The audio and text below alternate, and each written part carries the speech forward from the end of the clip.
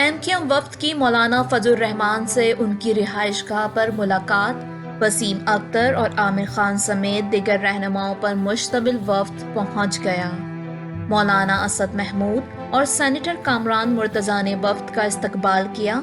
मुल्क की सियासी सूरत हाल समेत दिगर अमूर पर गुफ्तगू हुई।